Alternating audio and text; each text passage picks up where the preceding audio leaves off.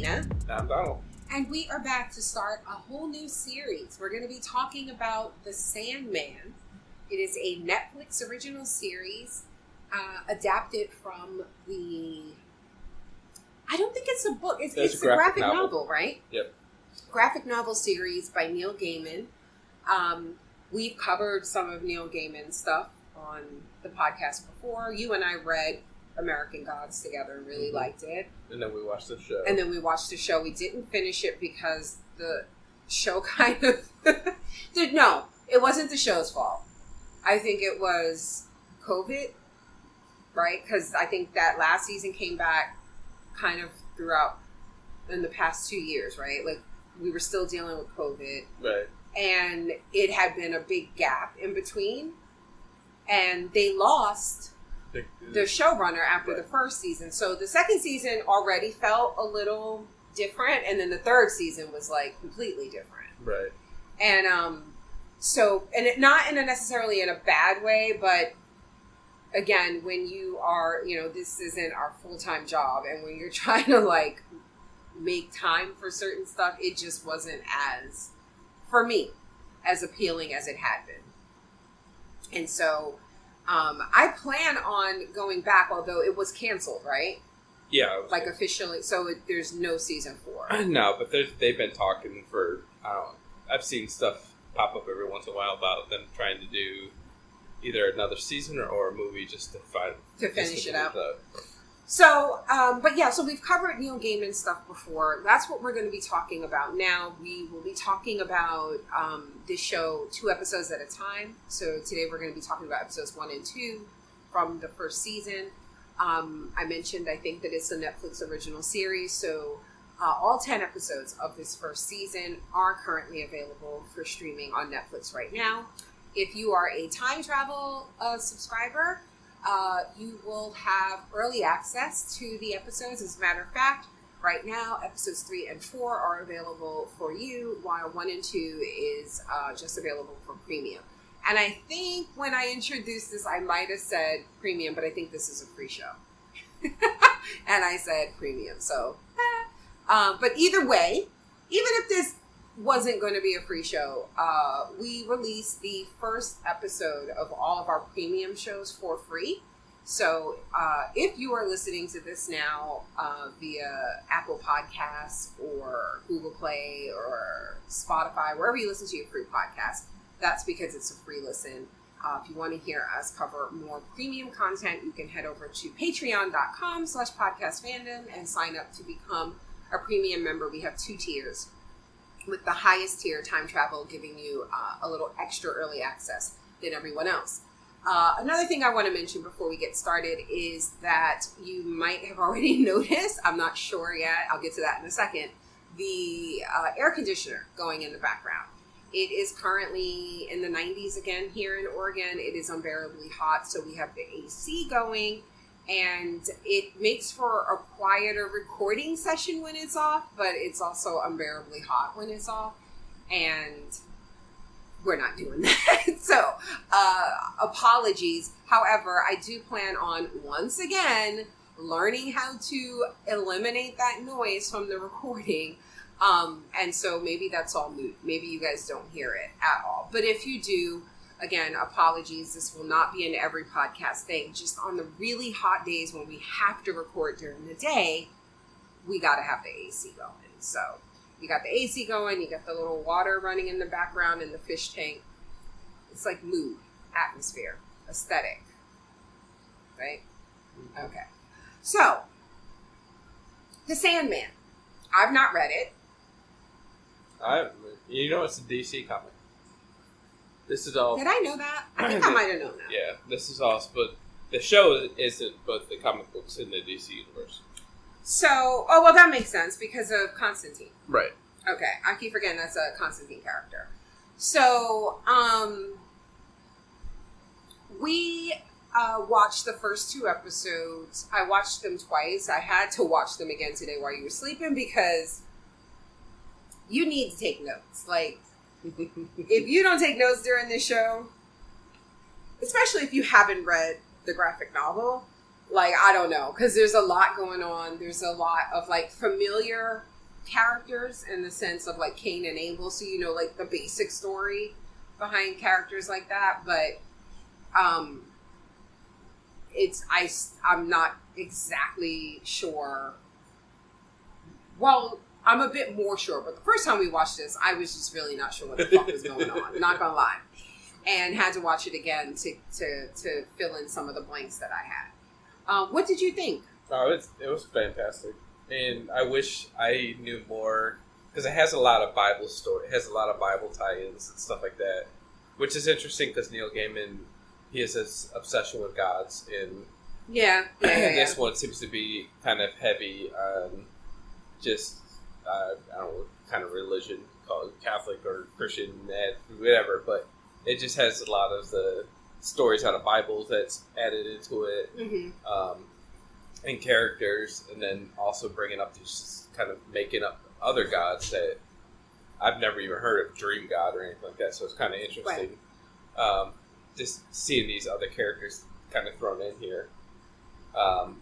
But the visuals are fantastic. I think that is the like just some of the shots and stuff what they do. Like even how the show opens up in the first episode. The visuals are just what draw me into the show right now, and I think characters are very intriguing. I'm glad you said that. So let me pull up the IMDb page because I usually do that at the beginning, letting you guys know who the main players are. So I will just say the ones that have appeared so far. Dream is played by Tom Sturridge, who I haven't seen shit this man has been in. Like, I looked it up, and yeah, I'm not familiar. Oh, he's in that Irma Veep show. Huh? He's in that Irma Veep show. I don't know what that is. It's on HBO. Oh, okay. So yeah, I'm not familiar with his work at all. Then we have Jolie Richardson. She plays the not adult, because she was an adult before, I guess, but like the older version of Ethel Cripps. We have the Corinthian, who's played by Boyd Holbrook. I wonder if he's any relation to Hal Holbrook. Who else have we seen? Okay, this is very, very, very, very, very interesting, and I had a theory, and I think I just kind of spoiled myself and maybe, but I proved my theory. We'll talk about it when we talk about the scenes. We have Lucienne, played by Vivian Achimpong. Let's see. Okay, I'm not going to read anymore. Oh, Charles Dance as Roderick Burgess. Tywin Lannister, a.k.a. Tywin Lannister, a.k.a. Mumsy. Do you remember The Golden Child? Yes. You remember he was the villain in The Golden Child? Yep. No, you don't. He's lying to me, guys. He doesn't I do remember. He was also in, what was that? Fucking... Because I always bring it up every time he's in something. Like the Wicked This Way Comes, or whatever the fuck the movie was called. Something Wicked This Way Comes? Wasn't he the bad guy in it? I don't know what the fuck that is. And then we have Cain and Abel, who are played, it looks like, by, I'm not sure what their nationality are. I don't know if these Pakistani or, but Asim Chaudhry is Abel, and Sanjeev Bakshar is Cain. So I think that is the main folks. I didn't mention Alex, but I don't think we're going to be seeing him again. You know what I'm talking about? The son? Maybe, you don't think so? Not. I think so. I don't know. We'll see. But anyway, I loved it. It's very... I know this is going to sound... I'm really not trying to be funny when I say this, and I realize it probably won't believe me, but it is very dreamlike. The way he talks about what it is he does and like his relationship with the dream realm, the dreaming, when he was explaining like what he was going to do in order to get an audience with the fates, like all of that, like it's very calming, but also creepy, obviously, because it's not just dreams, right? Like they're dreams and nightmares, these things that he creates. And I really like the way they set up how important dreams are, and this idea that without them, without him being able to, I don't know, kind of craft and procure these dreams for folks, like what that did to the world, like in the absence of dreams. So that like they've said, you know, we saw like literally people getting sick and being in comas and stuff like that. But I'm curious to see more of like what that means exactly, like the consequence of a world without dreams and nightmares for 100 years. Like what? I saw an article that said that this something like that actually happened, and that was kind of built off of that. Oh, that there was really like this kind of sleep thing that happened, an illness that spread. Mm-hmm. All right, so you want to talk about the details because there are a lot. Yep. Okay, so the first episode is Sleep of the Just. And we are introduced to Roderick Burgess, who's played by Charles Dance, like I said, a.k.a. Magus, which means wizard or warlock or something like that. And this is, if they said the date, I missed it. And so I had to... Said like 1913 or something like that, but it was the teens. Okay, it was later than that, because I did some searching and some, like, Googling. His son, Randall, the one that he wants to bring back from the dead, died in a specific World War I battle that he named, and I didn't write the name down, but I looked it up, and it lasted a year, this particular battle, from 1915 to 1916. So I would say 1916, because he died in the battle. And I know that later, when they say 10 years, they put 1926 on the screen. Okay. So I'm going to assume that it's 1916. That makes sense. Okay. So he is this rich man in Britain who lost his son, like I said, in World War I. And he has another son, but he don't give a fuck about this little boy. And he really wants to bring back his son Randall, and he dabbles in magic. And so he has been procuring these items to do this spell to capture Death himself, the angel of death, and make him bring his son back, right? But he ends up snatching Dream instead, the angel of dreams. Because he's an amateur. He's an amateur. He didn't know what he was doing. Now, but did you know, like, when he pulled him with his spell, Dream had left because he says these things, like, throughout these two episodes, like, things that he makes must remain in the dreaming. Right. And Corinthian escaped. Yes. He had to go fight. And he was out there, like, killing people. Right. Like, playing, like, he was like a serial killer. And he was like, you can't come out. What the fuck is you doing? He's like, get your ass back in the house. And he was just about to send his ass home when Burgess summoned him in his spell. And he traps him in this, like, seal, like these, symbols, runes drawn on the floor. And he takes his what they call his tools. So Dream has a pouch of sand, and that's from the whole, the Sandman sprinkles sand in your eyes and makes you sleep. You've heard that before, right? Yep. So he has a pouch of sand, his helm, which is like a mask, but it's like one of those plague doctor masks, like a bird mask with a gas mask with the long. But it's spine. Instead of the tube, it's a spine, like a spine. Is that what that is? Yeah, it's a human spine. Yeah, that. And then a ruby. Yeah.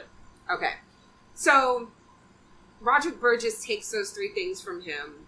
Dream won't answer him. He's like, I'll let you go if you bring my son back. He didn't even realize that he had the wrong angel, right? Until Corinthian appears and he tells him how to keep him trapped. He's like, nobody can ever fall asleep in his presence. Keep that seal up. Put him behind a glass enclose him in glass that he can't get out of and all of that, right?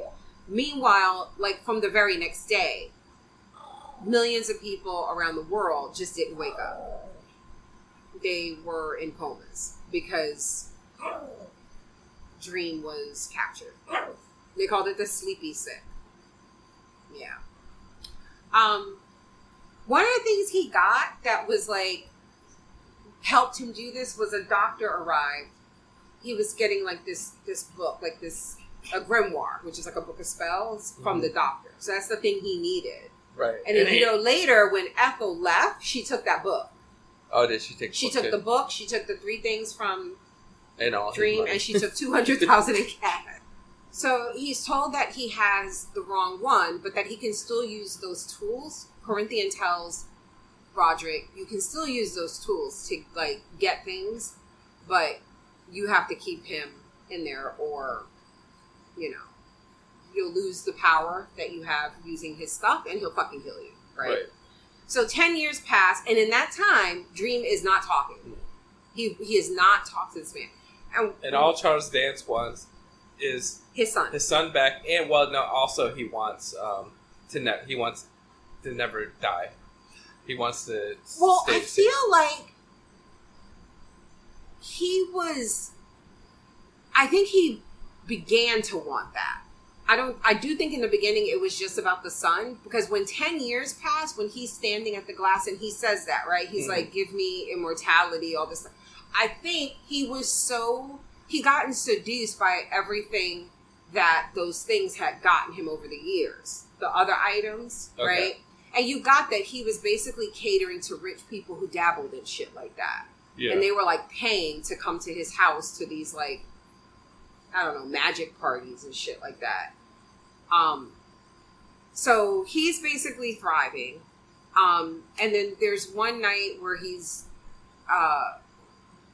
son Alex is now older, obviously 10 years older, is like a young man, and they're people like they're having one of their parties, but there's no more room in the house, like it's too full. So Alex was tasked with going outside telling the people come back tomorrow, and 2 of the guys start to harass him, like, who the fuck are you? And that's when Ethel appears. It's like, this is Magus' son, and don't talk to, he knows magic, he'll put a spell on your dick and all kinds of stuff. So in exchange for her helping him, he introduces her to his father. And we never see it. Like, she's just like, you can get me in to see the Magus. And apparently he does, because she eventually moves in. Right. Yeah. And there's one time in particular where the guards, there's always 2 people watching him, and the next guards who are supposed to relieve them are late. And the other 2 are complaining, like they want to leave. And Alex offers to watch Dream until the other guards arrive. And while he's down there, he's like asking Dream again to talk to him. And he's naked. I didn't mention that, right? Dream is naked the entire time, right? That he's been in there. He's like, just talk to me. If you just give my dad what he wants, he'll let you out. If you promise not to hurt, like if I could, I would let you out. And the father overhears that. And he's about to beat his son's ass because he accuses him of like conspiring with Dream and all that stuff. Yeah. When the bird interrupts, the raven, which is Dream's raven, Jessamy. And he's like, that fucking bird. He's been trying to kill that bird for 10 years. Does he know he knows that that's... When they captured him, remember Raven? the bird flew out of him. Okay. So, the bird ends up setting a chair on fire. And you and I, like... The bird was smart as fuck. But you were saying, like, the bird could see... Well, because they kept showing us, like, a vision. Through the bird's eyes. Yeah, they were showing us the vision through the bird's eye. My thought was, okay, he could see through the bird. That's what I think, too. But I don't know if they confirmed that. But that's what it felt like. Yeah, it just... Well, it's when the bird got to him, he seemed almost, like, surprised. Yeah, that's true. So I was like, okay, he didn't know the bird was doing that. And we were like, why'd that bird wait 10 years to make a move? Yeah, that was the other weird thing. Like, is that the first time the bird could get in the house in 10 years? I don't know. But either way, Alex kills the bird. And I was like, that's what sealed his fate. Because you went from being a child bullied into doing this to a participant. Being bullied into it. And then we learned that still 10 years later, this thing is still happening. Some people just fall asleep and don't wake up. And the people who fell asleep the night that Dream was captured are still asleep. And they show that black girl. Do you remember? Because I thought it was interesting that when he gets captured and then Dream narrates, he goes the next morning, millions of men, women, and children just didn't wake up. Right. The first one they show is in London, and it's a little black girl. Remember her father comes in the room? And I thought her name is Unity. And I just thought, you don't name this black child Unity in this show unless we're supposed to remember her. Right. Like, you know what I mean? Like, could have just named her Anna or something. I feel like her name is important because we're going to see her again. And then they show her, so she was a little girl, and then in 1926, when he's talking about the fact that people are still falling prey to this and others are still just sleeping from 10 years ago, they show her in the hospital, aged, but still in her coma. So I just feel like we're going to see her again.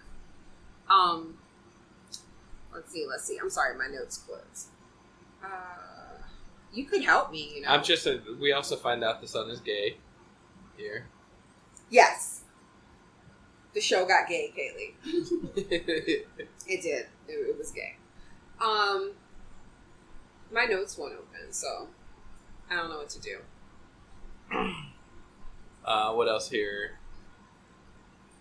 Well, this is when Ethel steals everything. Right, because they find out she's pregnant.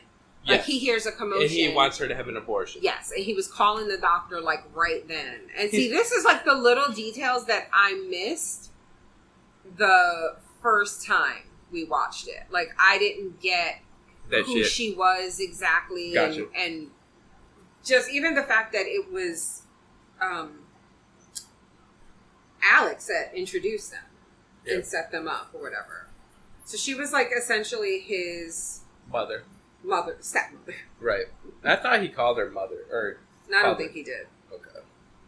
But I tell you one thing, he didn't,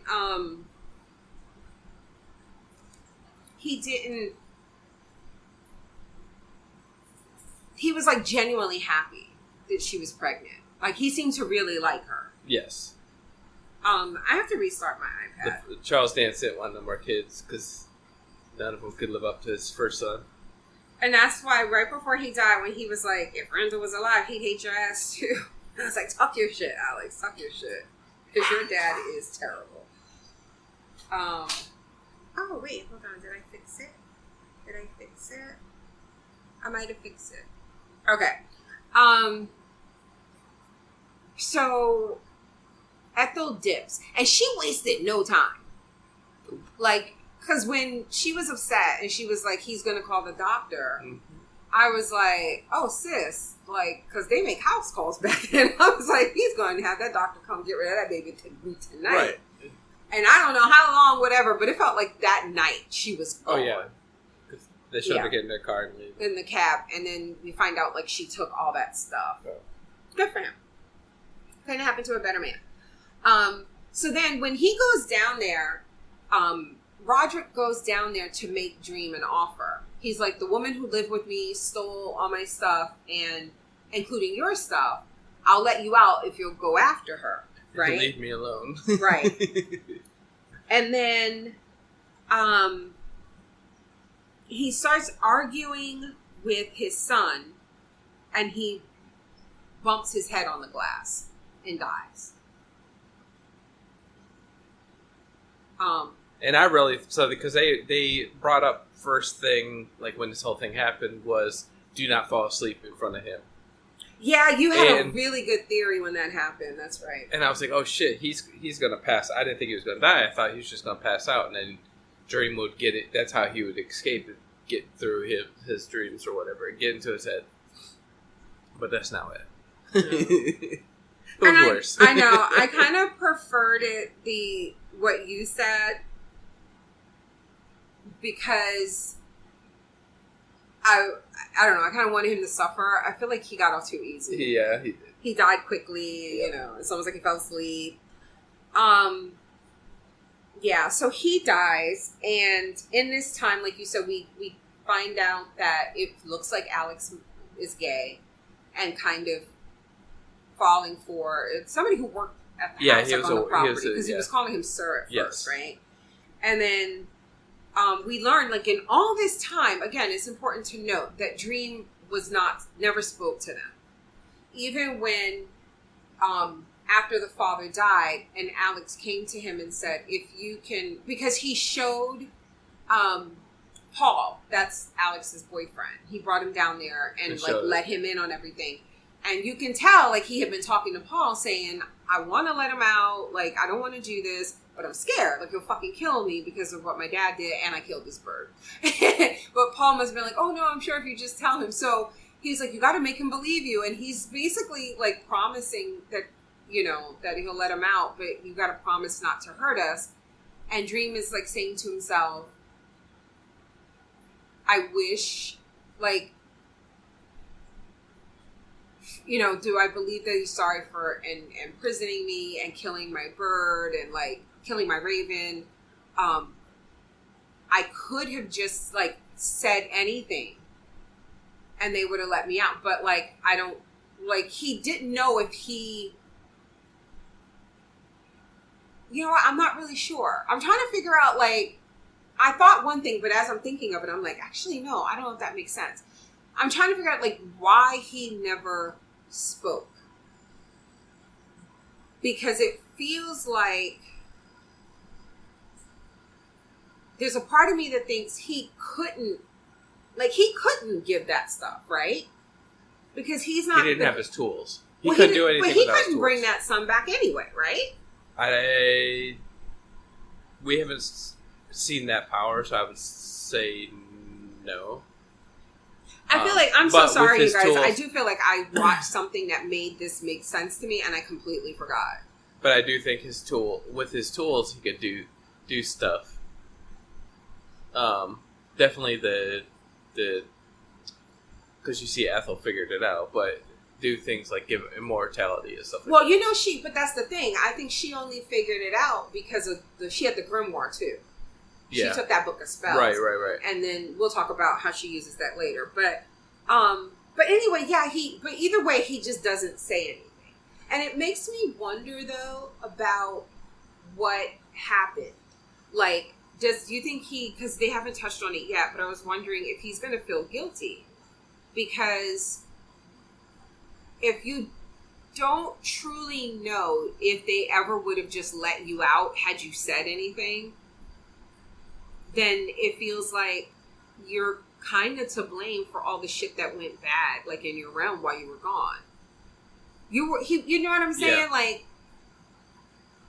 I mean, maybe not before, but definitely after the father died. I think if he had just promised not to hurt Alex would have let him out. Now, do you think he would have hurt Alex? I mean... Before the bird, no. Right, that's what I was thinking. With the bird, because he even says it, like, that he couldn't let what he did to his bird. To killing the bird go. Right. Is that what that was? Okay. Yeah, he says that before he puts him to sleep. Like, that was... He couldn't forgive that. But he was like a child when he did that, wasn't he? No. He was a man when he did that. He was a man, that's right. My bad. Okay, never mind, Alex. You got what you had coming to you. So yeah, then he is like, some time passed. They don't exactly say the number of years, but he was in there for over a century. So I'm like, it had to be like 80 to 90 years, right? From the time the dad died. Right. Although, I swear, they looked really good for their ages. Paul and Alex. Yeah. So now, he has Paul put him in a wheelchair. He had confronted Dream. Dream wasn't talking still. Alex is an old man now. Paul puts him in a wheelchair and wheels him upstairs, and he tells him, you know, take me upstairs. I won't be coming back down here again. Right? Mm-hmm. And as Paul moves the chair over the seal, it's finally brushed away. Now, was it I'm thinking it had been like ever since I guess he started coming down there with a wheelchair. Yeah. I'm assuming it was like eroding it. I don't think he just did it then, like a fresh new. Really? Yeah, I took it as he just did it. Paul did, right, on purpose. But and definitely on purpose, right?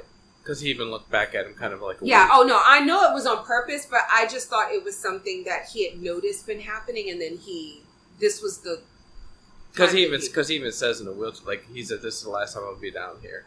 Like he would never come back down there again to see him.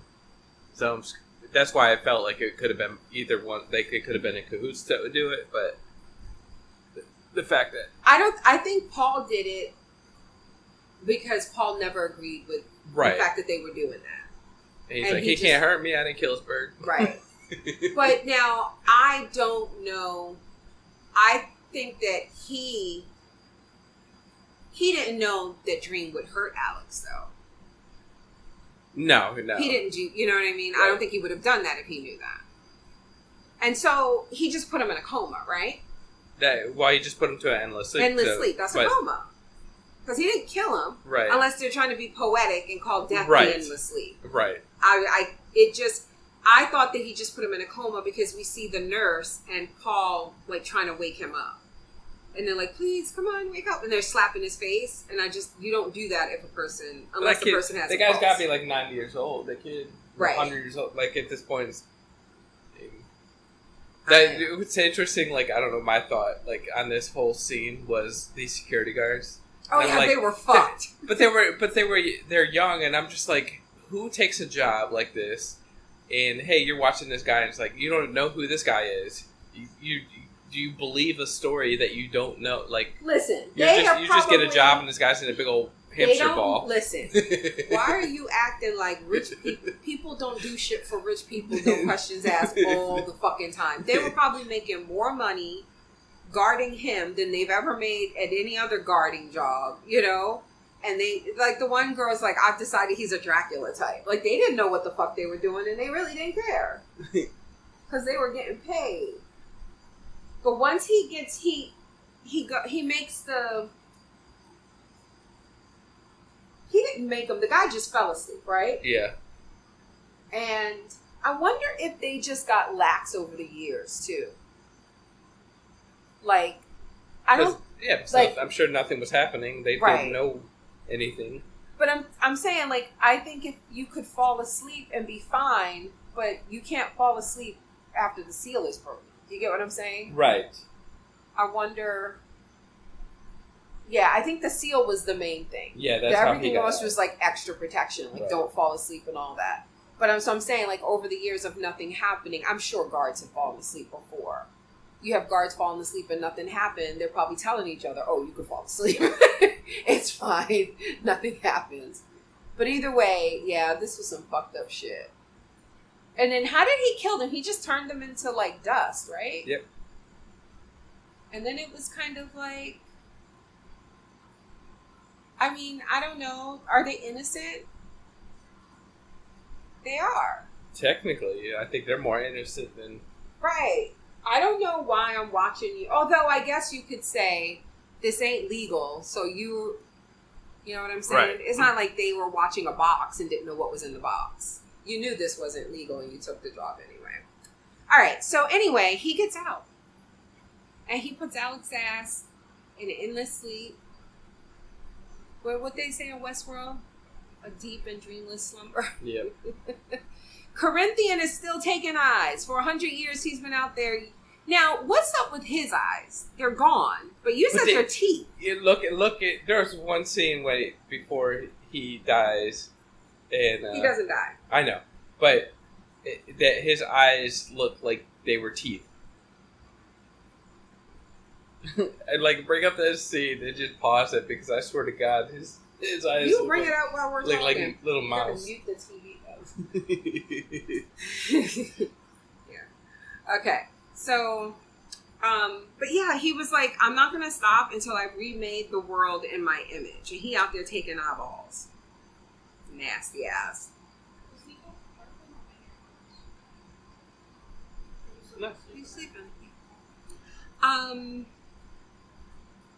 then Dream returns home to the dream realm, and it's all fucked up.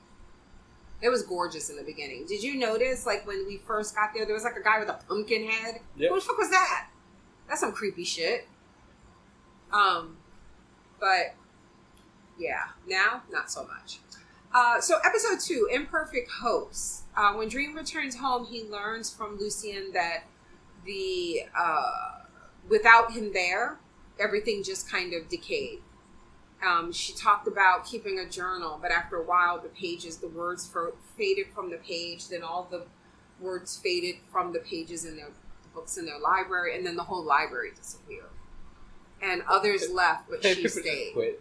Yeah, because she said she never lost faith that he would return. Where do you think the people quit to? Do they think they went to the God? Well, who are they? Like, that's the other thing. I'm not sure. Like, why did he create Corinthian to begin with? Like, well, so Corinthian, I thought what I got out of it was, what's her name? How do you say her name? Lucien. Lucien, I thought was kind of like the head of Dream, and what do you mean head? Like the person kind of like in charge of the dream world. But then the other guy, Corinthian, I thought was in charge of kind of the nightmare world, because Sandman is kind of, he built both, basically he controls nightmares and dreams. Got it. So I thought he was... So she handled dreams. Right. And he handled nightmares. Right. Okay. That's how I took it. Got it. But instead of just giving people nightmares, he was down there killing folks. Because I don't know why. I don't know. So do you think then he just had a bunch of people that did that went, like, helped him? Like, he created the dreams and they just distributed them to people? I don't know. It's not very clear to me what happened. Sorry, we paused for a second and confirmed, and yes, he has teeth in his eyes. His eyelids are gums, or at least his top eyelid, gums are right? Lips, yeah. Yeah, it's like it looks like gums to me, and then the teeth are like they're along like your lash line, but it's just teeth. And I don't know who comes up with shit like this. Let me find out this is biblical. It probably is. Well, Corinthian is from the Bible. Yeah, that's what I'm saying. Like, I need to go do my Google. I don't know anything about Corinthian. So everything in the dreaming is like all fucked up. The buildings are decayed. It's just a mess. Nobody's home. And so he's like, fine, I'm gonna fix my shit. And he like does his arms like the fucking Night King from Game of Thrones, and everything starts levitating, and I'm like, oh shit, he's gonna put this shit back together, but then he can't because he's weak. And he ain't got no weapon. He ain't got his weapons. She was like, perhaps you should take a nap then get something to eat, and then take another nap. She's like, nigga, you need 2 naps. He's like, no, I need to go get my shit back. So then Ethel is still alive. In what year is this now? I'm guessing this is 2020. It'd be my guess. Okay. And she's still alive, and she's played by Jolie Richardson from Nip Tuck. And Corinthian shows up looking for saying, we need the tools because he's out. And we know that this is, the way I'm going to say it is kind of out of order, but later when Dream goes to the Fates and he asks about the whereabouts of his stuff, he learns that the helm was traded with a demon for an amulet of protection. Yes. And then later, when he feels like she's not going to tell him where the stuff is and he's going to do something to her, we see the amulet of protection. She's wearing it, right, and it sends him back to the dreaming. Yes. Okay. So I thought that was pretty cool. The way you see that. And what they did was when the Fates were telling him about his stuff and they said it was traded with the demon, you see her sitting on a floor with like these drawings on the floor, just like the seal that he was in, and candles are lit and shit, and the helm is in the center. and it disappears, Yes. and in its place is that amulet. Yes. So I like the fact that they show her, like, because she, like I said, she had the grimoire, right. too. So she was she doing all went- kinds of shit. right. Yeah. She did all this shit by herself. And she's apparently really, really, like, rich and successful. Although she says to Corinthian that all of her success is not all due to the magic.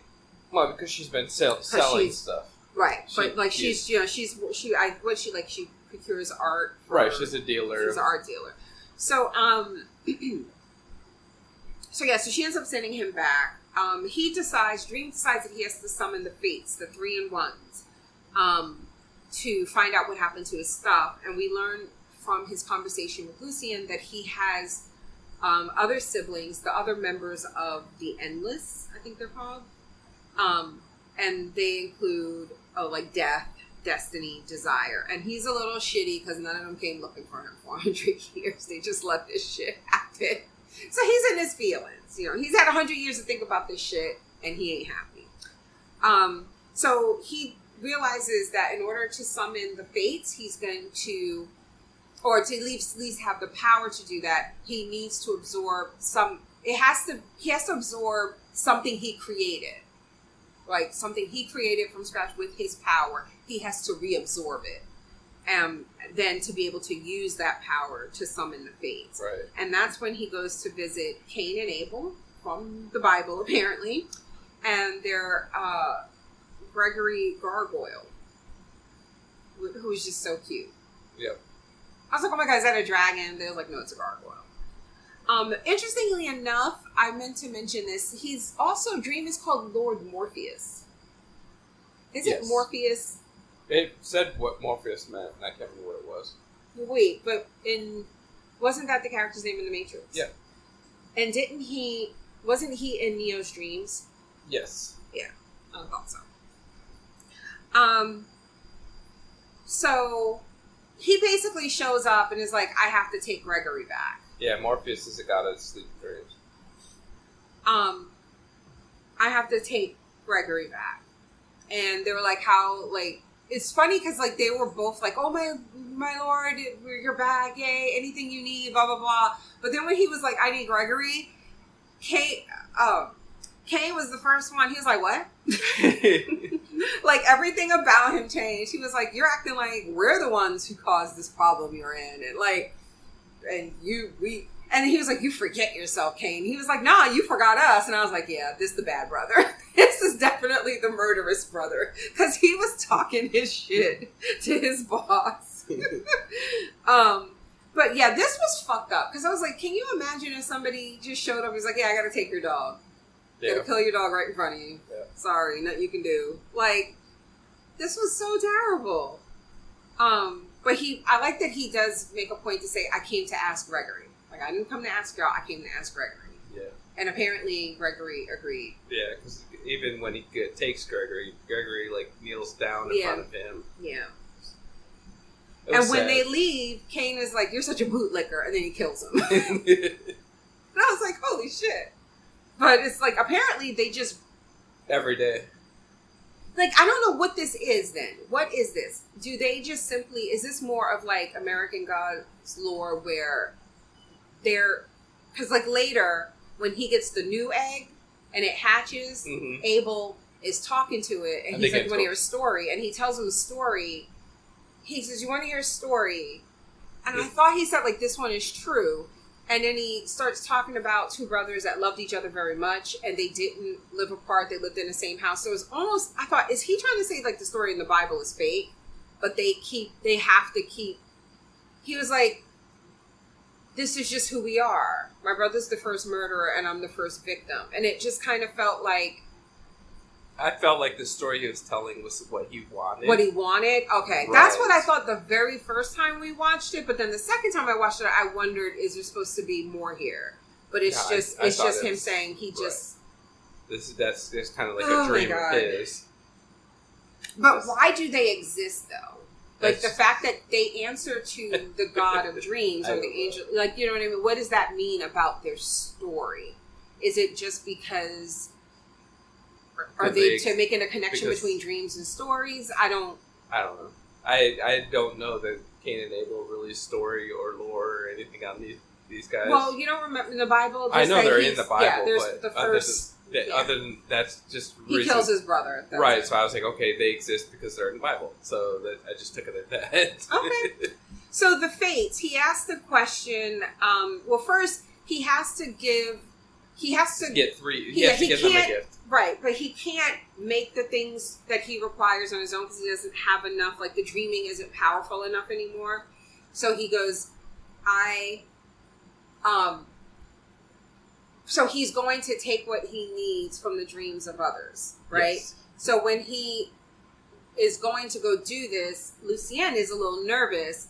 She's like, these waters, it's been 100 years, they may not be what you think it's going to be, and he's like, And then he goes to reach to his reflection and it drags him under. And he was like, oh, you were right. He was like, they have kind of forgotten who the fuck I am. Let me remind them by taking what I need from these dreams. And so you meet the fates at a crossroads, which is interesting because they use that. Let's talk about him grabbing it because this shit was cool as fuck. Well, wait. Before that though.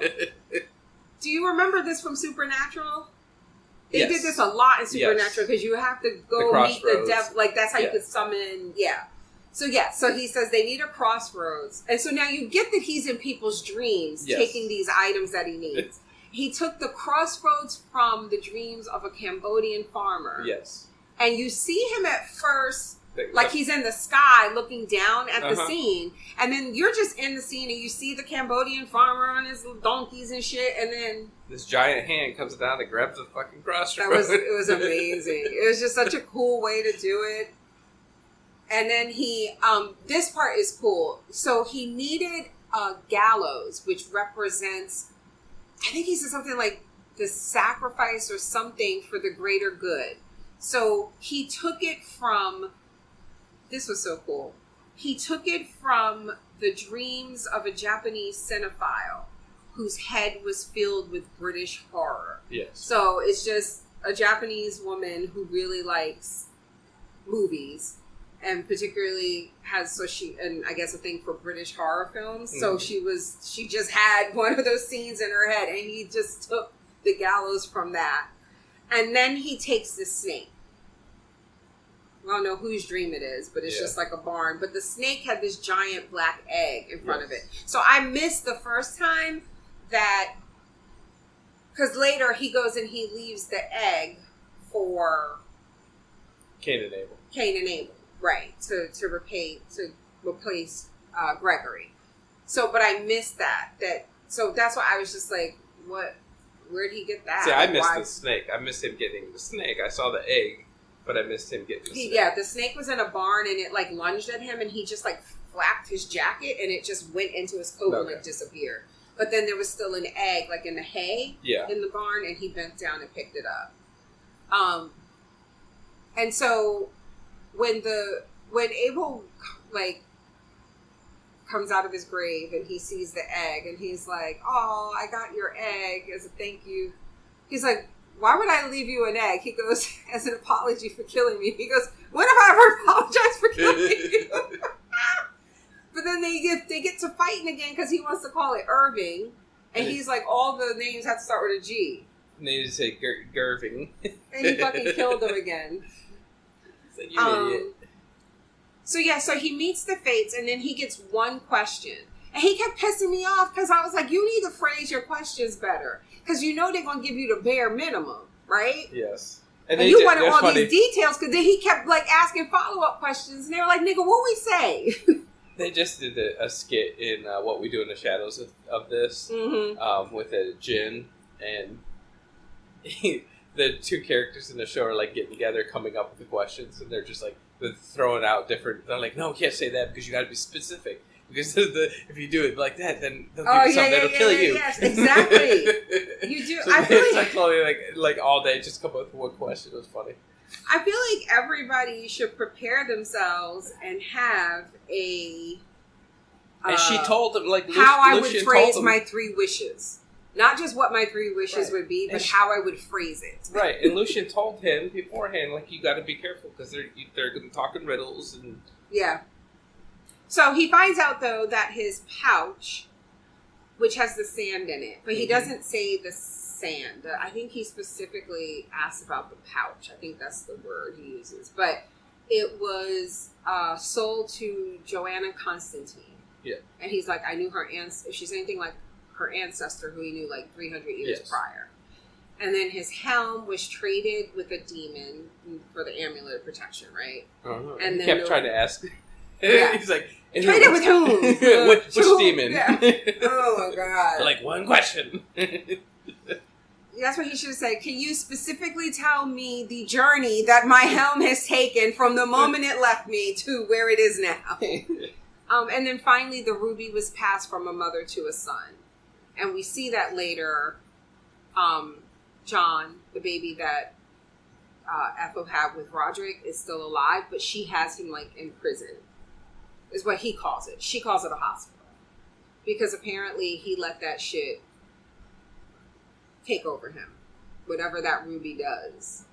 I don't know if that's the one that gives you... She said that she specifically says what the ruby... Like, you can get all kinds of great things and all that stuff, but it also